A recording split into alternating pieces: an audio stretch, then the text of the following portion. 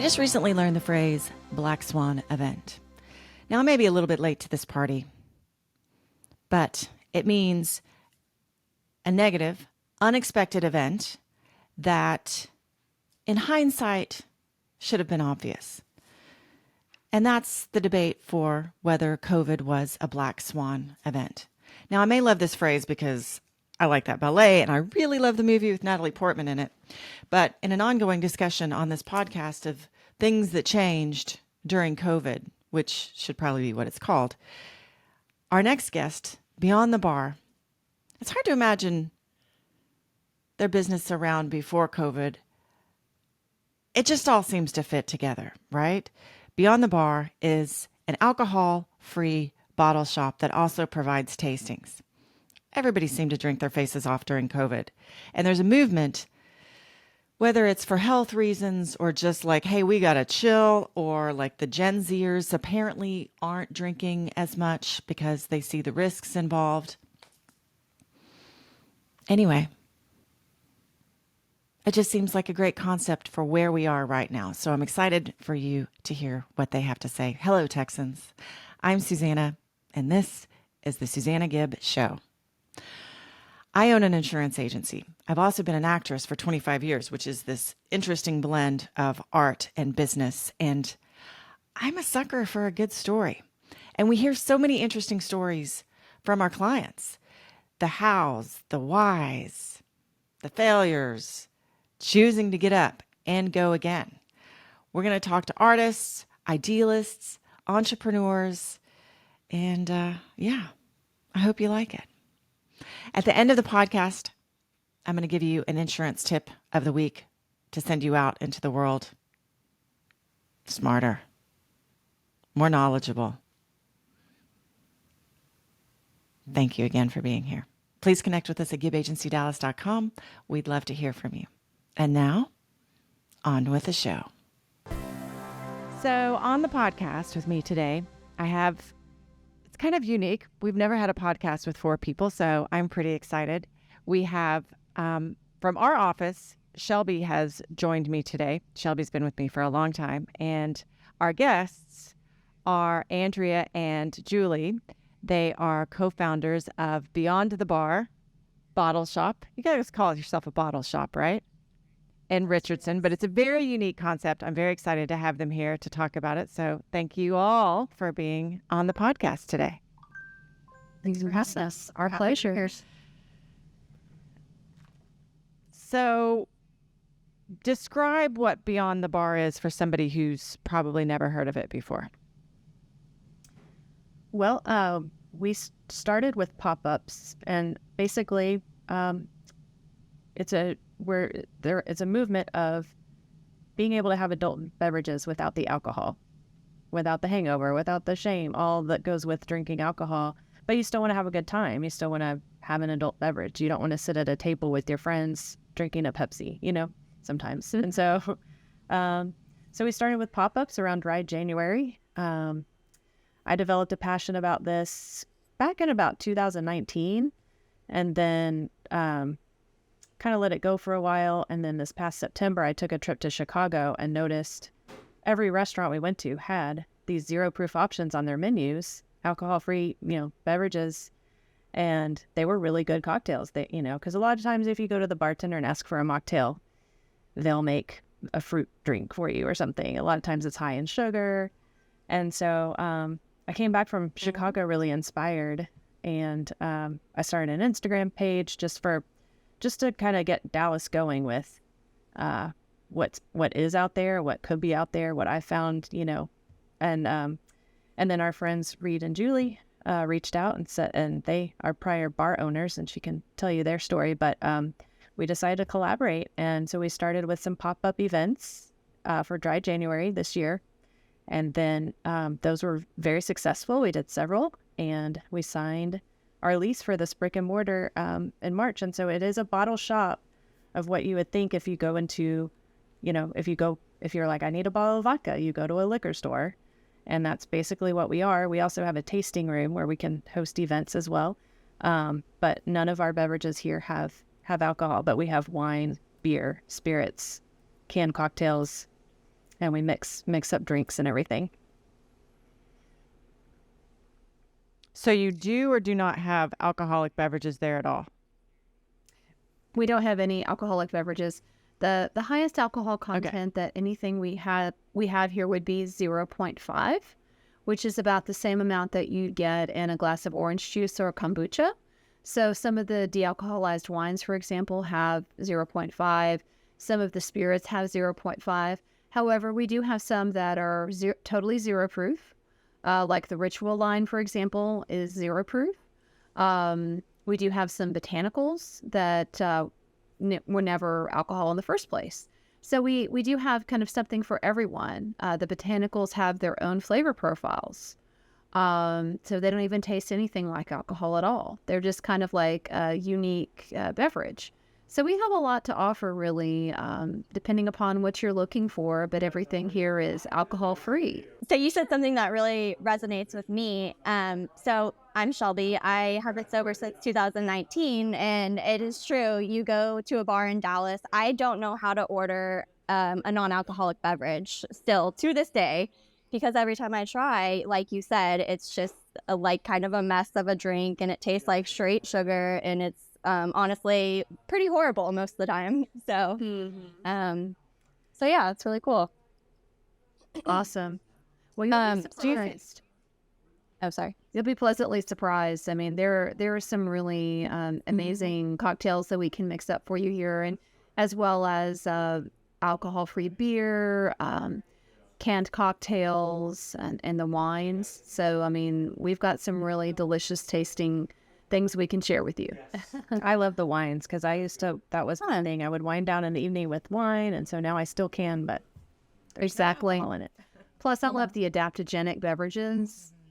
The ones that have like ashwagandha for relaxation, lion's mane to help with focus, L-theanine to help with feelings of relaxation, well-being, and focus. So we have numerous beverages that offer that. So you can get that kind of relaxed feeling that you might have gotten before from an alcoholic beverage or a glass of wine. But it's truly good for you. Exactly. It's truly wellness focused as opposed to, jacking up your cortisol and what the effects that alcohol truly have on your body. Shelby, what else you got? I know you have such a unique perspective on this. We've had many, many conversations about life pre and post sobriety. There's a huge shift in alcohol consumption during COVID and then post-COVID. And I know that there's lots of people who are like, I drank too much during COVID and now I really want to chill. But that's the big reason why I asked Shelby to be on this podcast today, is because I was like, wow, you have such a unique perspective on this. So my question is, how familiar are the two of you, as well as your staff, with alcoholism? Because I have to think that a big part of your clientele is recovered alcoholics. So as a recovered alcoholic, I know that we love to talk about our sobriety. So when we find somebody that kind of knows how to talk about it and carry on that conversation, it's really exciting for us. So Yeah, absolutely. Great question. Well, I mean, I would say that we're familiar. I mean, we've definitely are familiar with the 12 steps. One of the things that's very important to us is we don't want to be triggering to anyone. So we ask if they want something that tastes like alcohol, or if they'd rather have something that has its own unique taste. So that's very important to us. In fact, we've partnered with Phoenix. They joined us for one of our recent, it was a dry happy hour over at the Virgin Hotel. We also had Mad come out with a contestant from Miss Texas, Madison, who was amazing. And she called it mocktail. She came and made a mocktail with us. So she's been volunteering with Mad for a while. And so definitely that's something, that we're very open about discussing, and we applaud everybody that's on this journey. And I can tell you, as somebody that used to drink too much, but now that no longer drinks, that I really value my sobriety, just because I feel like I have more time now. I'm more present. It's just given me a lot back to be able to experience my life. Mm-hmm. Tomorrow night, we're doing an event, a signature event for it's artists and music and recovery, or artists and musicians in recovery. Wow. So that first part that you said, I love how you ask, do you want it to taste like alcohol or do you not? Because like I said, still into my sobriety, I am like terrified of something that tastes like alcohol. So oftentimes, even to when we're at a restaurant and I ask for a non-alcoholic beverage, I ask my husband to try it first, because if I even get like a little sip of alcohol, it could be just disastrous to me. So I love that you guys asked that at the get-go. That's really cool. Thank you. And that's important. I mean, it's a big responsibility, and it's something that we do take very seriously. But we also want everybody to have a great time too. I mean, it's a very lighthearted place, and I mean, we do tastings, we serve full-sized beverages as well. We do the pop-up events. We have a lot of fun drinking non-alcoholic beverages. At our first pop-up that we organized, it was sold out. We had I think the venue was at capacity, which was 150 people, but we had a DJ, and he used great fun dance music, and I was like, this is going to be a sober dance party, which I don't know if I've ever been to one, but it was great. People were tearing up the dance floor. Fun. What percentage of your people are choosing your beverages for health reasons versus people who are in recovery? In speaking with a lot of our suppliers, honestly, they're saying that around 85% of their client base still do drink alcohol, just maybe, they're just more mindfully drinking. So, they choose to not drink alcohol if they're, going out. They have an early morning, or, maybe they start with an alcoholic beverage and then switch over when it gets closer to the, time to drive home, or, it's just everybody's preference. But I think, you touched on earlier, Susanna, about the pandemic, and I think whether people are still drinking or not, everyone is a little more wellness focused, trying to rein it back in, if you will, Recover from the pandemic. Exactly. So I think we have a lot of clients that are pregnant, or their friends are pregnant, so they come in to buy gifts for them. It just really runs the gamut. Some people have health issues. Some people just want to slow it down a little bit, and then there is a good portion that are in recovery. So we do have a nice blend of clientele, really, that are in different areas of their lives. But it's just kind of nice and refreshing to meet everybody, and kind of help them on their journey, whether it's cutting down on drinking alcoholic beverages and they're just supplementing, or if it's a health journey or a recovery journey. We're there for you, wherever you are, really. Where do you guys stand on the whole phrase mocktail? I know you mentioned it earlier that she was making a mocktail, but can you talk a little bit about the mocktail pushback? When you mock something, you kind of make a mockery of it. And so I don't love the term, because what we are doing is we're providing cocktails without the alcohol. So it's not a fake cocktail or a mocktail. It's actually, it's a sophisticated adult beverage that just doesn't have, it has complex flavors, and it just doesn't have the alcohol. So, I mentioned I use the term mocktail when I'm talking to a bartender sometimes, because that's the language they know, that they're familiar with. But generally we're not making mocktails, we're making cocktails that are alcohol free. Exactly. But I mean, I'm personally not a big fan of the term mocktail either, because it's like it's making a mockery of what you're doing. But if somebody uses the term mocktail, we're not going to say, don't use that word. That's I mean, it's just our personal preference, because we do feel like we are having cocktails. They're just alcohol free, and they are adult beverages and they're delicious, so there's nothing to mock about that. There was, you guys probably know it, but I can't remember. There's a cocktail bar that started in Denver, and I think it's since expanded to LA, but it's doing really well. And it's a alcohol-free cocktail bar, which initially, when my husband first told me about it, Shelby, of course, was like, I love it. This sounds so fun.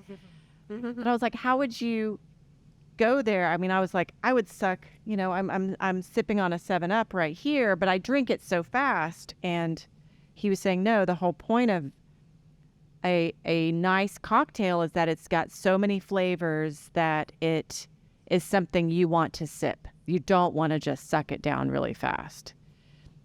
Why is it that there's more products available now, or what has made this time different from just like a soda fountain? Well, I really think that Generation Z has been a big influence on the rise of alcohol-free, and millennials as well, just because they're really not drinking like they were. I mean, my husband and I were bar owners, and we saw alcohol sales starting to plateau and go down. And I think a lot of people just started to become more health conscious because the pandemic, this is the first we've had in a century. And a lot of people, unfortunately, were drinking too much, myself included, during that time frame. And then I think people just kind of woke up and said, hey, I can't keep this up all the time. But there are, yes, what you said, Susanna, there are more products available now. There are some stellar product lines out there. And I've got to say, I made an amazing lavender French 75 today that you would enjoy and sip. And it's certainly not a 7-Up. It's a sophisticated alcohol-free cocktail. So there are just more options out there, and people are just more focused on health and having a healthy lifestyle, and also on recovery, too. That's my take anyway. Mm-hmm. I'll have to hit you up on What are that. some of your best sellers? Sorry, go ahead. Yeah, the French 75 sounds good, doesn't it? Yeah, that used to be one of my favorite drinks. So I was going to say I'll have to hit you up on that French 75 one day. Oh, absolutely. Absolutely. And the bitters that we use are all the bitter, and they are alcohol free, just to let you know. I have a question actually related to that. So actually, my drink of choice was Makers on Ice with a splash of Coke. How do you, I know we're not saying mocktail, but how do you even replicate that is that even something you can do? Or in my mind, it's more of like the vodka-based drinks that seem a little bit easier. So yeah, how do y'all do like the whiskey side of it? Mm-hmm. We have there's several products out there. We carry about 3 or 4 whiskey alternatives, and they're all good in different ways, kind of like actual bourbon or whiskey. They all have different flavor notes and things like that. Some, like the spiritless, I don't know if you can see that behind us, but it's the Kentucky 74 is what it's called. It has a very malty taste, like a kind of a malty whiskey. So it is really good for mixing. It makes like a really good old fashioned or something. Mm-hmm. And then we have some lighter ones that are just really good just to sip on their own with some caramel notes and different flavors. There are a lot of options now. In fact, we have several canned cocktails. One of them is by Crisp and Crude, an Austin-based brand, and it's called a Gold Fashioned, and it tastes like an old fashioned. There's another one that you would like by Lyres, and it's an American malt and soda. Yeah, it's a Coke. It's Cola. That's right. Not American soda. malt and cola. Yeah. So it's exactly what you described. Exactly. In a can. Yep. Ready to drink. So. Wow, I have some drinks to try. So what are some of your favorite drinks that you guys like to make? It's interesting because when you guys start describing the tastes and the flavor palettes, that's when I'm like, wow, this is where their passion is. You talk, you sound different. You sound lighter. You get more excited. It is like, I feel like we've just stumbled upon, I don't know, my favorite hobby ever. You know, like people and other people are getting excited too. So a lot of it is education, and we've been enjoying that part of it as well. It's been a lot of fun, but if you have to pick my favorite summer drink, I would go probably with the Lyre's London Spirit. I make a pink spritz with that, and it's very light. It's kind of like a pink gin, and then I mix that with the Lyre's Prosecco, so it's very bubbly and light, and it tastes pink. It does. It's a very kind of girly drink. We did that for Mother's Day. Yeah, we did. We did. That was our special drink. Oh, how for Mother's fun. Day. It's delicious. Very bubbly. So that's my personal favorite right now. What about you, Andrea? Yeah, I love the Crisp and Crude ready to drink cans. They have a Mellow Mule. That's one of my favorites. It tastes just like a Moscow Mule, because you get I love that ginger spice, you know, like you get in the ginger beer or drinks, ginger. And the Moscow Mule has the ginger beer in it. And so that Mellow Mule is really good. And I do love a lot of the Prosecco alternatives, because you can make a mimosa and it just tastes like a mimosa. It's really good. And I'm a big fan of Hayo. I love the peach mango. So it's an adaptogenic drink, and it's juicy but not too juicy, and it makes you feel relaxed. Yeah, so it doesn't taste like any type of alcohol you would have had, but if you pour it in a glass, it kind of might feel like you're having a glass of wine, even though it doesn't taste like wine, but it's just kind of a relaxing beverage. Oh, how fun. And what do you guys, as far as, you're more of a bottle shop than a bar, correct? Yes and no. Well, Yes and no. Well, when you come see us, half of our space is the actual bottle shop, and the other half is our tasting room, Which is where we are right now. which is where we are right now. We're actually sitting behind the bar right now, but it's like it's a cozy space. But we've hosted numerous events here. An art event for the city of Richardson. So we can fit a decent amount of people in here. So we're actually both. It was important to us because so many people, they don't know what's out there, and they don't know what it tastes like, and they want to have a chance to experience it. And that's why it was very important to us to have this tasting room and / bar, because you can get a full-size drink. And we will start doing some happier hours soon. We kind of joke and say we are getting our training wheels off, you know, because Gotcha. we've only been open for technically 3 weeks? Yeah, right Our now, 4th week. Oh, wow. I didn't realize it was only 3 weeks. brand new. Well, as Wow. far as our brick and mortar goes. Yes. Yes. Space. That's so But exciting. what we've been doing is kind of featuring a cocktail of the week that you can, take, drink here at our bar and purchase.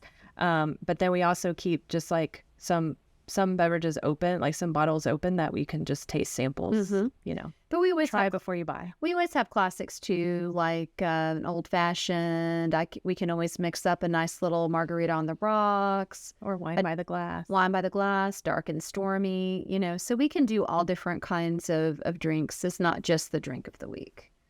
Can people just walk in, or do they need to make an appointment? Oh, yes, you can walk in. So we're open Tuesday through Thursday, noon to 7. And then we're open Friday and Saturday from noon to 8, and Sunday from noon to 6. Now, Mondays are by appointment only right now. Yeah. Okay. And you're So, 'cause off the square in Richardson? yes, we're in the core district, it's called. So we're right off 75. And so we're on 75 when you exit Main Street and Beltline split. So we're on the Main Street side on the east side. And so we're in a 1958 breeze block building. It's really beautiful and pretty easy to find because we're facing the freeway.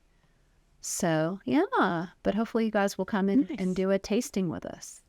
Oh, I'd love to. Shelby, do you have any other I do questions? have one more. Yeah. But I forgot it. One more. So Okay. before I was sober, one of my biggest fears was, oh no, how am I going to have fun without a drink in my hand, without alcohol? So I'm sure you guys get that a lot. How do you guys respond to that? That's a good question. I would say really it's not about having a drink in your hand. I mean, part of the thing is having a drink in your hand makes you feel more comfortable, right? Like you're part of the crowd. And so one of our goals is to get alcohol-free spirits and canned cocktails and beers in bars more accessible. So that way you can have that alcohol-free drink in your hand when you can participate. But, you know, of course you can have fun. I mean, our thing is we're all about fun. Mm-hmm. I mean, we're going to host a sober karaoke series. We're going to start doing a sober cinema with a big company out here. So, I mean, it's about mindful fun. Does that make sense? Yeah, we're really trying to build community around, you know, exactly that, being able to have fun without alcohol in your hand. Because I mean, we know alcohol just makes you desensitized. It doesn't make you more fun. It doesn't make you more engaging. If anything, it dulls all that down. And so being able to really engage with people and still feel social, because for whatever reason, our society really centers around drinks. And so, Yeah.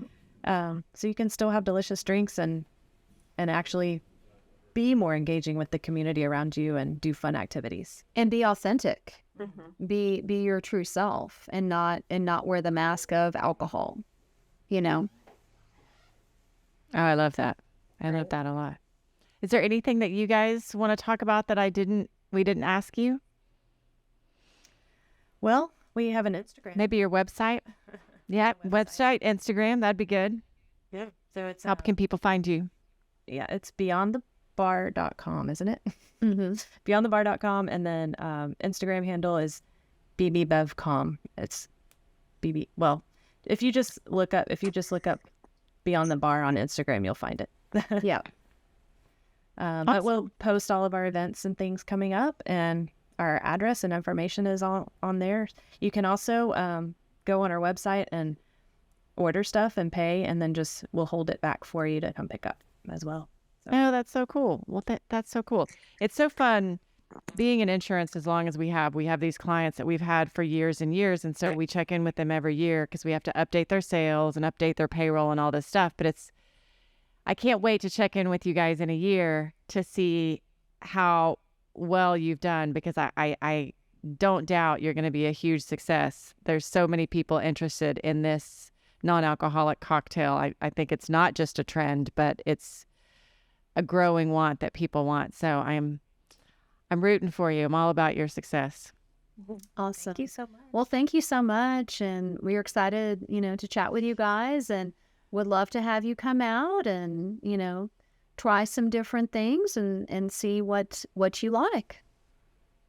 Awesome. Well, thank you so much. We appreciate it. you. All right. Thank you. Bye. Take care. Bye.